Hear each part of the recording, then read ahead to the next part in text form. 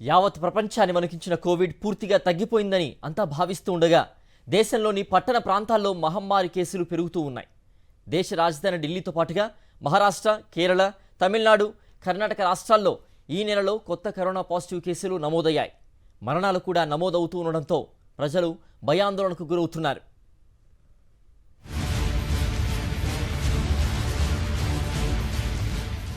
ఇండియాలో corona virus వేగంగా వ్యాపిస్తోంది. కేరళ, కర్ణాటక, తమిళనాడు, మహారాష్ట్ర వంటి రాష్ట్రాల్లో కరోనా కొత్త వేరియంట్ వేగంగా వ్యాపిస్తోంది.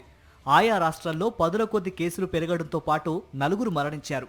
ఇదిలా ఉండగా NB181, LF7 అనే 2 కొత్త వేరియంట్లు వేగంగా వ్యాపిస్తున్నట్లు గుర్తించామని తెలిపారు అధికారులు.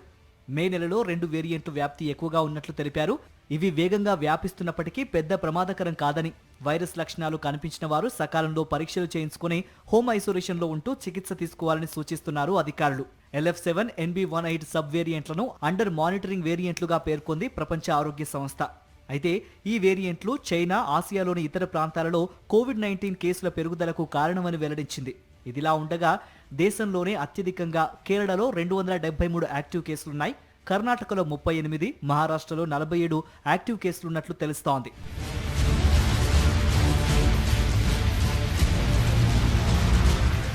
థానేలోని ఛత్రపతి శివాజీ మహారాజ్ ఆసుపత్రిలో కరోనాతో 21 ఏళ్ల వ్యక్తి మృతి చెందినట్లు తెలిపారు అధికారులు. మే 23 నాటికి థానేలో 8 కొత్త కరోనా కేసులు నమోదయ్యాయని, మొత్తం 18 యాక్టివ్ కేసులున్నాయని తెలిపారు అధికారులు. అయితే కొత్త వేరియంట్ ప్రమాదకరం కాదని, వైరస్ లక్షణాలు కనిపించిన వారు సకాలంలో పరీక్షలు చేయించుకుని చికిత్స తీసుకోవాలని సూచిస్తున్నారు అధికారులు.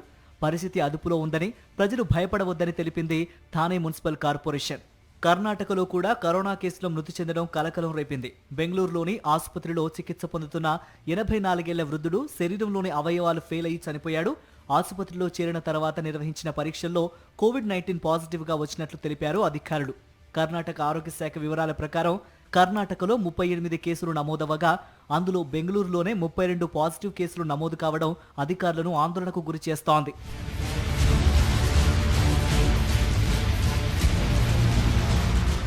ఇటు ఏపీలోని అంబేద్కర్ కోనసీమ జిల్లా సత్యవాడ గ్రామంలో కరోనా కేసు నమోదైంది. ఉమ్మడి తూర్పు గోదావరి జిల్లాలో తొలి కేసు కావడంతో అప్రమత్తమయ్యారు వైద్యాధికారులు. గ్రామంలో ప్రత్యేక వైద్య శిబిరం ఏర్పాటు చేసి గ్రామస్తుల ఆరోగ్యంపై ఆరా తీశారు.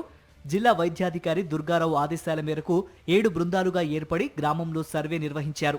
విశాఖలో 2, కడపలో 2 కేసులతో కలిపి ఇప్పటి వరకు ఏపీలో 5 కేసులు నమోదవగా ఇటు తెలంగాణలో 1 కరోనా కేసు నమోదైందని అధికారులు తెలిపారు.